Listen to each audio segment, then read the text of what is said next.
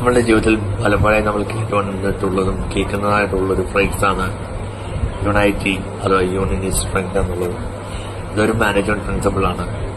Team വർക്കിനെയും ഐക്യത്തിനെയും ഒക്കെ denote ചെയ്യാൻ വേണ്ടി യൂസ് ചെയ്യുന്ന ഫ്രേസാണ്.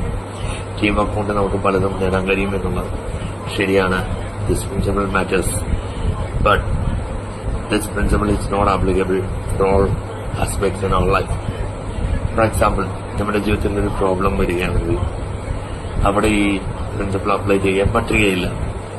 It's obviously not right. അപ്പൊ അവിടെ നമ്മൾ അപ്ലൈ ചെയ്യേണ്ട ഒരു പ്രിൻസിപ്പിൾ ഉണ്ട്. അവിടെ അതൊരു മാനേജ്മെന്റ് പ്രിൻസിപ്പിൾ തന്നെയാണ്.